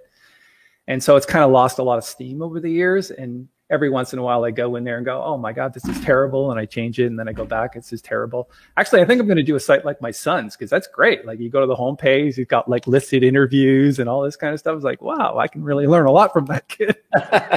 You need to hire him though, that way you can be. Well, I did. I had him working in my business, and then he's like, I can't work for you. I have my own business. Now I work for him. Seriously, I do. That is awesome. You have to be a proud father knowing you're doing that. You have no idea. I see it in your face. You emphasize that with such passion. I love it. So I'm reading your bio here, and your wife, Miss Nancy, she was on the Dr. Phil show. Oh my God. I don't know how you find this stuff. Oh, I got one better. You ready? This is the one I'm dying to ask you about. So in 2018, you did a solo performance at Carnegie Hall. Yes. Yeah. Tell us about that. That is, look, for anybody in the music industry, I'm not like a musician, but I still know that is a huge honor. That is a very big place to play. How did that feel? How did you, you got a standing ovation from what I read. Yeah. After one song, because I told a brief 1-minute story before the song. Mm-hmm. And I set it up just as I was taught from the Harv Eker people. And, before I even finished the song, they were on their feet. Now, here's the thing about that. I didn't get there because I could play. It's a good thing I can play, because it would have been kind of embarrassing. But I didn't get there because I could play. It's one of those things where you help enough people get what they want, and you eventually can pretty much get what you want. Right. And Bob Proctor's people, they were running their 65th anniversary or something, and they wanted to host it in New York City. And they were talking about having, somebody who had, a profile, a performer, somebody who could come and do this thing at Carnegie Hall. And somebody who I had trained in my company was asked this by somebody on Bob Proctor's team. He said, do you know anybody who can do this, who can actually, do a concert at Carnegie Hall, and it'd be great, and they're a spiritual person and whatever. And my name came up. And they called my wife, and they said, we want Paul to come play at Carnegie Hall. And she thought it was like a, crank call. Like, she's like, we haven't been in the music business now for, long time. She goes, really? What's this all about? And they told her, and she didn't tell me for 6 months. She didn't tell me until the fall of the year that it happened. The concert was in November 2018. And she didn't tell me until September, because she thought that the whole thing would just fall through. Because what you don't understand is, when I was a kid, I asked my music teacher, Mark J. Perry, who was the church organist. I was 8 years old. I said, if I'm going to do this piano thing, because everybody else is playing hockey, because I come from Brantford, where, Wayne Gretzky is God, right? So Okay. we you know, you either play hockey or you're nobody, right? So I couldn't do that well enough to be somebody. I even played against Wayne one day and go, oh, this isn't going to work. You know, we played hockey in the park one day, and he comes on the ice, basically skates around. Everybody's like, okay, if this is the level they're playing at, I'm going to go take up music, right? So so I asked my piano teacher in the first year, I said, listen, Mark, if I'm going to practice and I'm going to do all this, it seems like a really big, you know, it's like, why am I doing this? Like, give me a good reason. And he goes, well, it's always been a dream of most piano players to play at Carnegie Hall one day. And I said, well, how do you get to Carnegie Hall? And he goes, practice, practice, practice. So I did that for like the next 35 years, right? Like the next 33 years. That's what I did. I practiced my ass off. School and, you know, recordings, and I've written God knows how much music. Never got within spitting distance of Carnegie Hall, not even close. Like I'm called an emerging artist, somebody who never really gets known, you know, like Diana Krall. That's an artist, like that's an A-lister, right? I'm a B-lister. I'm a nobody piano player who gets 1,000 people when I play at jazz festivals. That's basically it. Or 10,000 if I'm playing Montreal Jazz Festival. So, you know. Wow, that's still impressive. I was gonna say, you're an A-lister to but me. not if you're me. Not if you're me. You just want to hit. You just want to, you know, you want to ride that hit off into the sunset and be what. But I'm a jazz musician. We don't make hits. We make background music. Anyway. So I go to I go play Carnegie Hall, and in the front row, okay, this is the interesting part. In the front row of Carnegie Hall was all the people from the movie The Secret. Wow. The universe put that James there. Beckwith and Marianne Williamson and I think Joe Vitale was there somewhere. He wasn't in the front row, but I mean, and I'm looking down at all these people in the front row, and I'm playing this thing. It's like, I'm what you guys preach.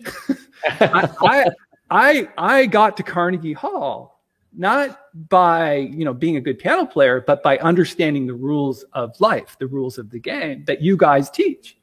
I never said that.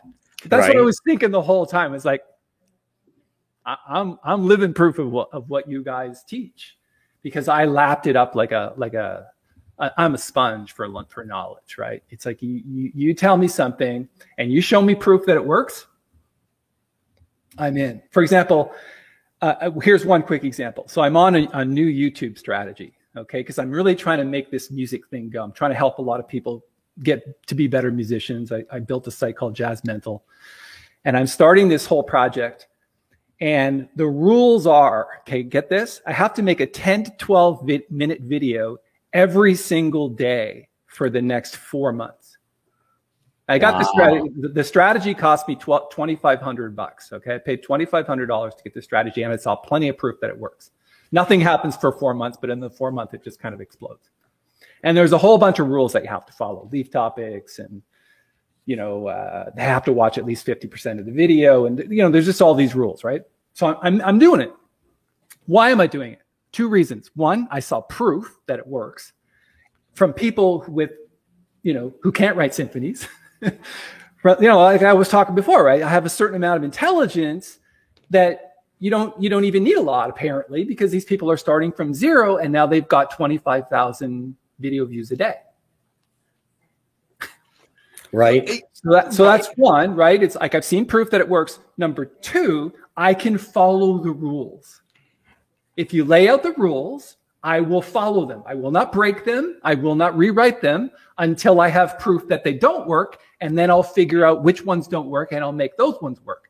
But if you give me a rule book and it is a step-by-step rule book, I will follow. And I'm very good and very self-disciplined. You know, I practiced my ass off for 35 years. I'm self-disciplined enough to know that you don't start practicing piano today and tomorrow you're playing Carnegie Hall.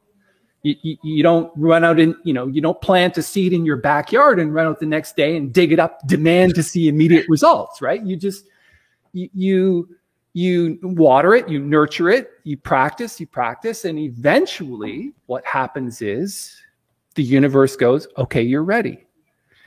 But I don't do those things until there's proof. You've got to show me some proof or I will not follow your rules, because they're just opinions. Opinions don't matter on this planet. It didn't you just say something like that, Brett? Opinions are like what? Everybody has one? Yeah, exactly. Hey, we were just talking about that. So, Paul, really, I want to know, is this your YouTube network? Because I just subscribed, and if it's not you, I will just make sure that I unsubscribe. No, that's not it. That's not it. Okay. No. So in the search box, type this: Jazz Mentl, MENTL. It's one word. Doesn't matter. You'll find it right there. So click. If you click on the icon, yeah, there you go. Perfect. Subscribe. Let me grab. So thank you for subscribing. I just started this, right? I had my first 80-person day. I just started 2 weeks ago. Oh. And I can tell you there is a tremendous amount of work here. Yeah. Right? Because you're talking about now I'm sitting at a piano. I have to figure out ways. I bought new recording mics. I mean, there's like, 2 cameras, 2 screen captures, piano audio. It's a lot of bloody work. You know what I'm saying? Because if I'm going to help jazz musicians, I can't just talk about it. I have to actually show them and perform. Right, demonstrate. There's a camera overhead. There's a camera on me. There's it's a big deal to edit all of that, right? Thank God I have a video editor on staff that helps me out. So, but I'm committed. And that's really the rule book that they gave me. It's like whatever you focus on expands. And so show me some proof. I'll focus on it for the time you tell me to focus on it. And then we'll see. I can't tell you right now whether it works or not. I can't say. All I can say is I started with 2 views a day. Now I'm up to 80 and it's only been 2 weeks. So maybe it'll work. Maybe it won't. But I'm going to do it because I paid for it. I hit subscribe myself. I even hit the notification button. I do like jazz, other than when I'm at the dentist. And it's been like I like what you're about, because you are about, like, you've had some tough times and you've dealt with really big struggles, and there's nobody in this world that hasn't, but you're a testimony of what you can come out of, and that is just amazing. Now you have your new network. You have what you're doing. You and your wife. What was your wife on Dr. Phil for? I saw that it was one of the most watched Dr. Phil shows of the Dr. Phil career. So was your wife on there? She's not it wasn't like a Jerry Springer thing where she came out near the end and they were fighting. So that's how Dr. Phil seen the end. It was close. It was close. Oh. Close. She responded to an ad on Oprah.com one day that said, "Do you know an older woman that's dating a younger man, a swinger, not a swinger, a cougar." Cougar. Yes, thank you. You don't want to be a swinger. Well, cougar. I mean, you can, but I don't think that's where he met his wife. Right. So she writes back. And she wrote 8 words. She responds to the thing with 8 words. She says, "Oh my God, you have to meet Katrina." The phone rang within 5 minutes. And it was the Dr. Phil show. And they're like, "Tell us about Katrina." My wife is a brilliant mind in terms, we call her the idea lady. She just knows how to get attention, right? So she'll figure it out, right? She's like, "Oh my God, you have to meet Katrina." And they call her. And we told her about, she's 52 and she's dating a 25-year-old. And it was a freaking mess. It was, we don't want her to, she's a friend of ours. We don't want her to do this. She's going to screw up everything. She's going to screw up the 25-year-old. It's going to go badly. Next thing you know, we're on a plane. And we're going to the Dr. Phil show to talk about, and Nancy's the antagonist. And, obviously Katrina had to be there. She's the protagonist, right? All the reasons why it's a good idea as an older woman to date a 25-year-old. And of course, her boyfriend was there. And then they brought on these high-powered cougars from New York, and Nancy just got blasted. She was the only antagonist in the whole show, and everybody's like, no, this is a good thing. It's like, if you want to, go screw a 25-year-old, more power to you, And Nancy's like, "Okay, I'm outgunned here." She kept relatively quiet, but we had a nice trip. Got to see Hollywood. Not that we wouldn't have gone anyway, but I've got my son walking the Walk of Fame and pictures of that. Talking to who's the guy from Pirates of the Caribbean, Jack Sparrow. We got pictures with Jack Sparrow. I mean, it was just a great time. Oh! Here's the best story. Okay, my son was not 10 at the time. He's like 10 years old, maybe 11 or whatever. We get on the trolley. Have you ever been in Grove Park in Hollywood, where they have the trolley go up and around the fountain? It's quite beautiful, actually. It's just a great area, all high-end stores and stuff like that. And, we can afford it by this time. So anyway, we get on this trolley and we're traveling up towards the Grove. And this older man on the trolley starts talking to my son. And he goes, "So, young man, where are you from?" And he goes, "Well, I'm from Canada." And he goes, "Oh, that's so nice. So what do you want to be when you grow up?" And Adrian goes, "Well, I haven't quite decided that yet." And he goes, "Well, what kind of job would you like to have?" And my son goes, "Job? I don't want a job. I want to create jobs." Oh, I love that. And everybody on the trolley just went, "Who is this kid? Who is this young man that speaks a language none of us have ever heard?" Right. I love that story because that's what he's done. He has a company. People work for him. He's never had a job. He worked for us for a while, but he's never really had a job. He creates jobs, and that's what he does because that's the rule book we gave him, or our network gave him. That makes sense. I love it. So, Paul, on Mondays we have a health guru come in and talk about food and all this other stuff as well. Because you're in shape. I see it. Are you a runner? You look like a runner. I go to the gym. I have a gym in my house. I love it. So I was there this morning at 5:30. I'm very self-disciplined, and I'm also a great cook, by the way. Well, I have a feeling you're gonna like our cook today. It's Miss Maritza from Stovetop Yum Yum. She brings every Monday. She comes on and she brings us. You ready, Maritza? She brings us positivity through healthy foods, and she actually does the recordings with her son and teaches him about why eating these certain foods are the way she does and all that.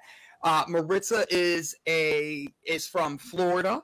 And Maritza, give yourself a quick intro, and then I'm looking forward to you telling us what you're making us today. Hey guys, I'm sorry. I always wait for that explosion intro. I'm sorry. I didn't even realize I was on there. Hey guys, how are you? And Paul, nice to meet you. Brett, happy to see you. And Brandon. My name is Maritza. My brand is Stovetop Yum Yum. And I'm all about, I am a bad chef at times. I mean, I will have little cheat days where I'll fry something, or we're human. But normally I stay on the healthy side because, as I always tell my husband and tell everyone, can a girl just live? I'm just trying to live. Yeah. So today, guys, we are making a traditional Scotch egg. And this Scotch egg is going to be made in my air fryer. I love air fryers. Yes. I love my air fryer. Yes. So what I did, what you do is I created I boiled some eggs. Typically, I would boil an egg for 6 to 7 minutes, but I soft boiled it for about 4 to 5. So it's very delicate. So once I take it out, guys, I put it in an ice bath. See the fresh ice right there? And I peel them carefully. So I grabbed some Italian sausage as well. We're going to wrap them in Italian sausage. I have 3 of them ready here, and I'm going to make the last one because I only have a 30-minute segment. See that? Beautiful Scotch eggs. So what I did was I went ahead. I have my little breading station here, guys, and I used flour. I rolled it in flour. Then I dipped it in an egg wash. I used 1 egg and some water because we already have an egg in there. I just wanted it as a binding agent. Mm-hmm. And I also have my panko breadcrumbs, which would crisp it up. So what we're looking at is 390 degrees on your air fryer for 12 minutes with a turn reminder on, which means what the machine will remind me and I'll turn them. Oh, it's so crispy, so healthy, and so delicious. Also, the sauce that I have for this is 2 cups of plain Greek yogurt and excuse me, 2 tablespoons, oh Lord, 2 tablespoons of plain Greek yogurt and a tablespoon of whole grain mustard with a tablespoon of lemon juice. Yum, yum, this is delicious. So I'm going to show you guys how to make one. Are you ready to see the last one being made? Absolutely. Sure. All right, let's do it. Let's do it. Oh, and by the way, Paul, just FYI, just so you're prepared, when I taste, I'll twerk. So, I hope that's okay with you. Because I do my little twerk dance. It's how we know how good it tastes. That's how we know. I'm a happy camper here, so life is happy. So look at this egg. Beautiful soft-boiled egg. The reason why I throw it in an ice bath, guys, as soon as I boil it, is, of course, I'm sure you all know, to stop the cooking process, right? So I drop it in an ice bath. I'm going to pat it down with a napkin. Set it right there. I'm going to grab. Keep in mind, there's no more spices in this recipe because my Italian sausage has plenty of spices. Does that make sense? It does. You can spice your flour if you'd like with some salt and pepper. There's no need for that, believe me. So I'm making a thin patty. I'm creating a thin patty here that we are going to carefully fold. We're going to carefully wrap our egg in. So watch this. My egg. Be careful. When I say carefully, I mean it. Don't squeeze it too hard because this is a soft-boiled egg. Oh, and also, quick tip, which is going to be really helpful for our viewers, Brandon, and for everyone. The colder the hard-boiled egg is, the easier it is to peel. That's a good tip. That's a good tip. Actually, I think he accidentally clicked the wrong button. He literally just sent a message saying, hey, how do I answer the question that was sent to me about do you have shares? There he is. There he is. Paul actually saw a question he wanted to answer. So go ahead, Maritza, talk about that, and I'm going to pull up the question for Paul to be able to answer Mandy's question. You got it. Okay, so I'm going to roll it in the flour here. Lightly, we're going to cover it in flour, guys. Very lightly, as you can see right here. Now I'm going to dunk it in my egg wash, which is part of my binding. Take it off there. Put it in my panko. Woo! That's a yummy egg, you guys. This is so delicious. We're all trying to figure out when we're going to take a trip down there and have Maritza just cook for everybody, you know? So Mandy asked the question to Paul, have you got shares in your son's business? Yes. That's such a good answer. Now, you are working with your son. It's a family business. A lot of our viewers are family members that run businesses together. Jessica Dugas, the Breakthrough Show, some of the comments. She and her husband have a company together. They teach their kids about running business. So I think that people are fascinated by the fact that you have helped your son and build such a great thing. So I love what you're doing. Maritza, you were getting questions about, I got you, girl. I see you. You were getting questions. Boiling the eggs. How long do people need to boil the eggs for? Okay, if you're soft boiling an egg, do not boil it for more than 4 minutes and make sure you drop it in an ice bath when you're done to stop the cooking process. Next. Good answer. Have you ever had the Japanese version of what you're making? No, I have not. Tokyo Bento, do us a favor, send us a message so we can actually I'll make it. Yes, and we'll make it. She'll make that just for you, but you got to come visit us, Tokyo. And then, do you want your eggs hard or do you want them dippy? So if you don't like them drippy, you can boil them for 6 minutes, but you have to make sure you drop them in the ice bath as well. And that way you'll have your full formed yolk. But, we're runny people, so, we love all that. When you open it and your mouth just drools. Oh, I love it.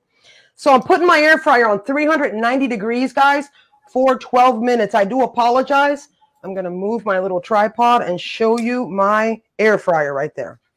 Now, Paul, you said you have an air purifier. What is your favorite? Air fryer. Air fryer? Air fryer, yes. yeah. Air fryer, not purifier. Well, it might do that too. I'm not sure. I mean, it's the future. What is your favorite thing to make in your air fryer? Coconut shrimp. Yes. So the process that she's doing, actually, the coconut shrimp, it's not unlike that one. Flour, egg mix, panko breadcrumbs, but also mixed in with the breadcrumbs is half and half of breadcrumbs and coconut. and some salt and pepper, and you've never tasted anything like that. So all the deep frying is out, and it's just like, they're just so good. And another great tip, Paul, the reason why you mix the coconut flakes with the panko is so your coconut doesn't burn. Great tip. Thank you. Great tip. I did not know that. That's a good one. Maritza, It's also ready in 5 minutes. Yes. I use my air fryer for everything. Everything. I make chicken wings. I make everything. I use it for almost everything. Yeah. I don't usually do videos. Like last night, I did 2 videos back to back. You might not know this, Paul. I've been, out of commission for like 2 weeks. It's been one thing after the other. But thankfully, I'm great and I'm back. And I know Brandon that knows me and Brett can see that I'm back. Yeah. But just had a brain fart, sorry. But I did 2 videos last night, guys. 2 videos, Brandon, back to back. I went to bed at 1 o'clock in the morning. My second video was air fried, Brandon. And I was recording it for a whole entire hour. When I looked at my computer when I was done, I never hit the record button. I've done that. Oh, and I was really looking forward to trying air fried Brandon. Yeah, spicy. I love it. So make sure when the turn signal comes on your air fryer, for those of you that do not have an air fryer, feel free to drop these on a cookie rack in your oven. I'll give you an example. Make sure you have a rack so it will crisp all the way around. You don't want it sitting at the bottom of a cookie sheet because it'll be soggy on the bottom. Does that make sense? So if you have a little rack like this, put them at 420 degrees in a 420-degree oven, guys, for approximately 20 minutes, and you'll have the same effect as the air fryer. But I like the time cut in half with the air fryer, so that's why I love to use it. I love it. I love it. Friendly. So why, you explained that really well, but why the air purifier? I really air fryer. Air fryer. It purifies me. Okay. Well, go ahead. The air fryer is, I'm not going to say a healthier choice. It is a healthier choice like the oven, but it will cut oven time in half. So the majority of you, if you notice, the majority of us in society today are always on the run and in a hurry. So it's very convenient to have an air fryer. It's very convenient for me to make chicken wings, for example, in half the time that I would to bake it. I have to heat the oven. It's more electricity when you run the oven than it is to run an air fryer. So it's a lot of different things. It is very convenient, and I do advise everyone to have one. Mine has, I'm sure Paul's does as well. Mine does lots of different things for lots of different types of, you can bake in my air fryer. Yep. But it's really incredible how the difference between baking it and air frying it is absolutely, there's no difference. I'll send you, Brandon, I'll send you the one that I bought. I got it from, I don't know, Walmart or something like that, just someplace online. And I can tell you, it's like a mini convection oven. And like she said, Maritza said, it cuts cooking time probably more than half, like literally. And it crisps things up because it's blowing hot air onto things. And so that's kind of like Brandon talking. Oh boy.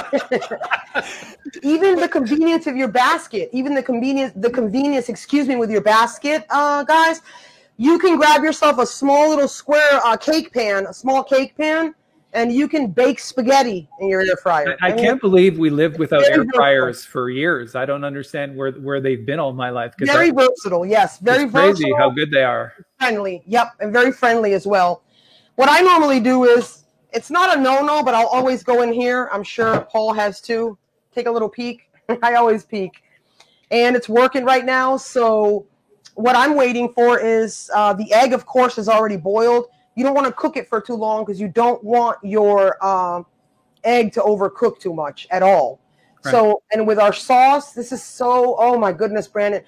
This plain Greek yogurt with whole grain mustard and that tablespoon of lemon juice that makes it just explode in your mouth. It's so delicious.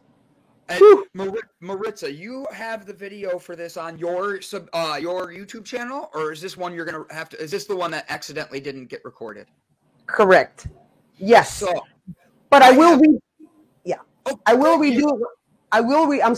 redo it when I'm done, and moving forward, as I always have, I will have it on my channel, which is Stovetop Yum Yum on YouTube. Yep. I shared the link, so anybody who's not subscribed, please go subscribe. I shared Paul's link again, so that way everybody follows that. Maritza, I have more than enough questions coming in here about if you could post the recipe when you do this. There's a lot of people that want to try this, and Yes. I'd love to be able to share that, because that's what we're all about here, is bringing up each other. So yeah. Go. I got So you. right now, I'm kind of in the middle of, I'm probably like a week away. I'm working with a professional web designer, and I'm creating my store. Let me turn this, hold on.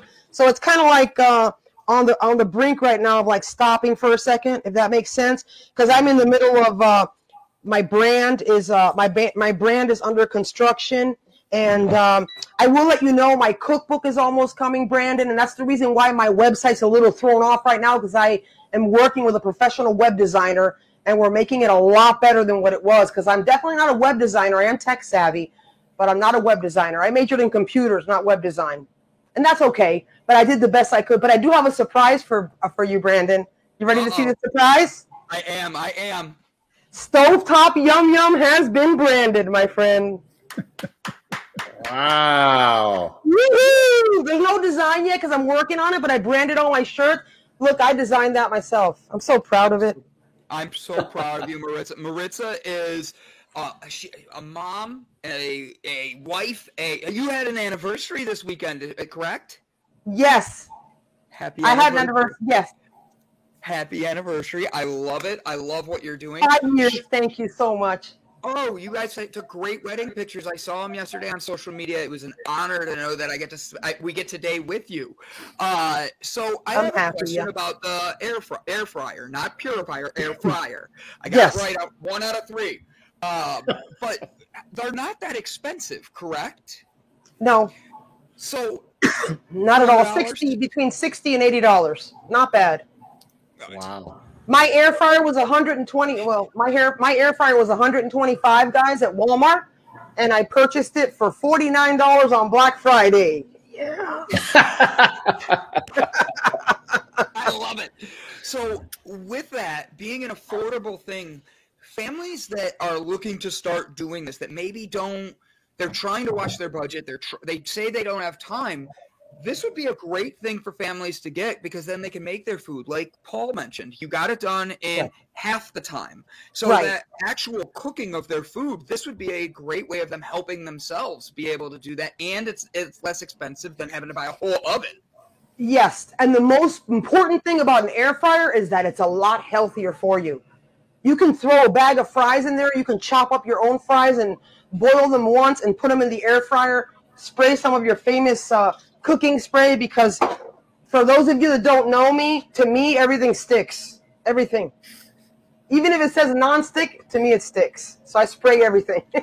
But it's important to do that in your air fryer, and also know that your French fries will come out as crispy as they would if you fried them in oil. Really? Yes. It's close. It's close. And it is healthier. To me, it's correct? perfect. I'm sorry? It is a healthier version. It's not like a deep fry where you get all the oils and all that. Yeah, it's like baking your fries in half the time. Same thing. Wow. So, all right, while you get that ready, Maritza, because I know you have a little bit more. Yeah. Guys, we end every episode here, Paul, by spreading positivity in a way that is encouraging to others. So I will give it to Brett first, and he's going to give everybody an inspirational word to go through. I point the wrong way because I'm so used to going the other way. I have Brett going first. He's going to start with telling us a positive thing about to get us through our day. Look at my plate. I love Maritza. And then I'll go next, and then I'll go to Maritza. That way she has a minute to look at her food.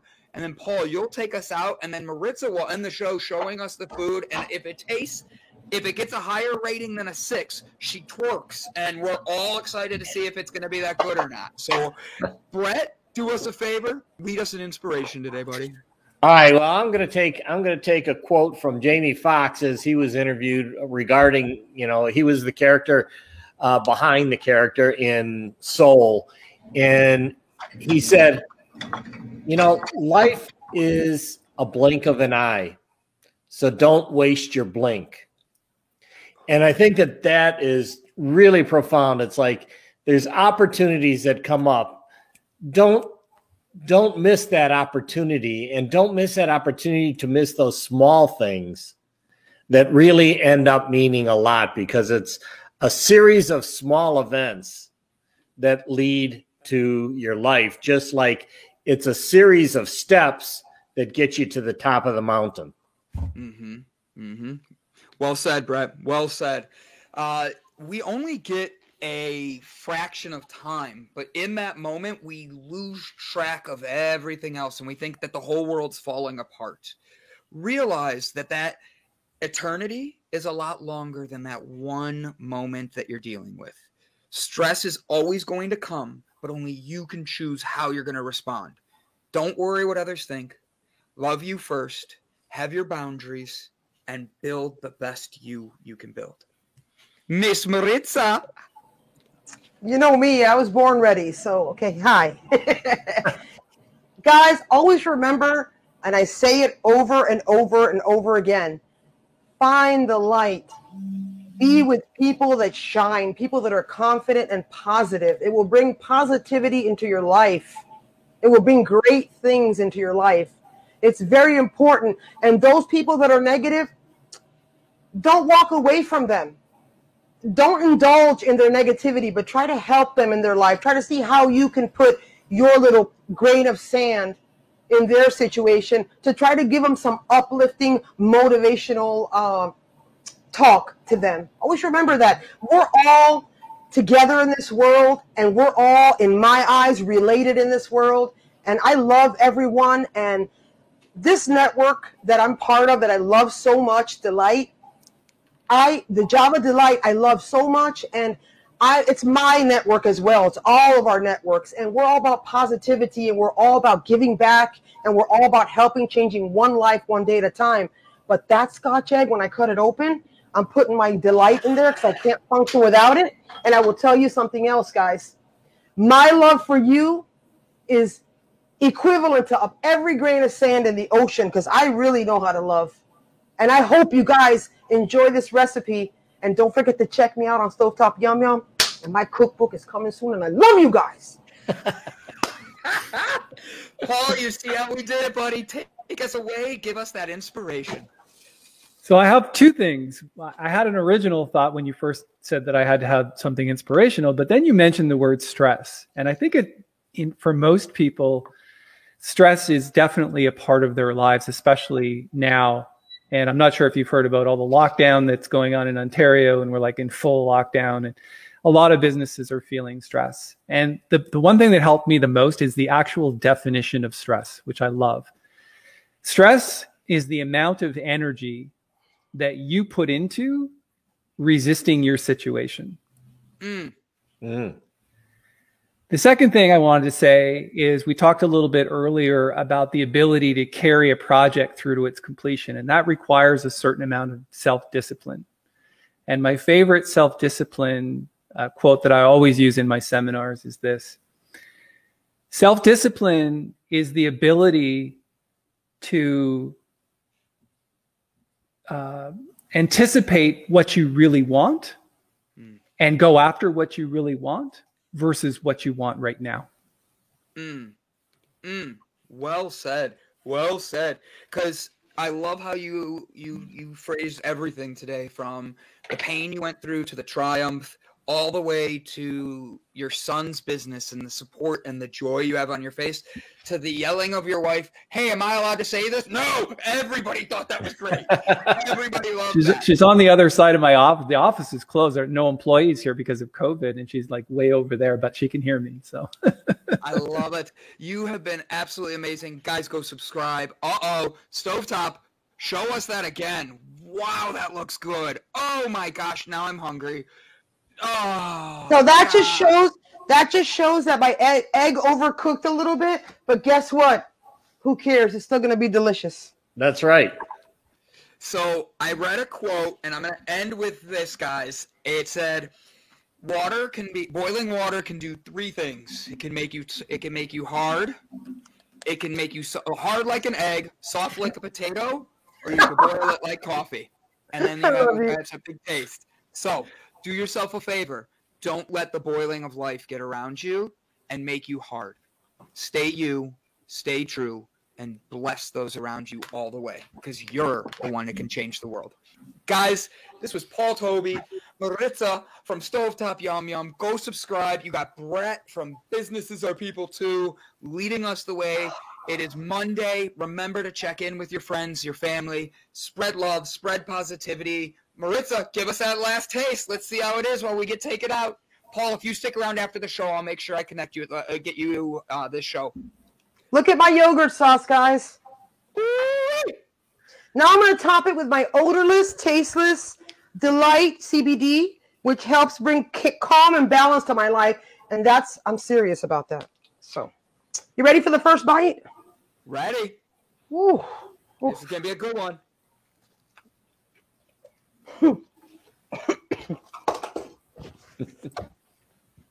Uh-oh. She's getting it. It's good. Oh! Hit the people. I love it. Love it. Guys, a great one. Oh, this is very carb friendly too, guys. I love it. Guys, have a great one. Happy Monday. See you tomorrow. Wow.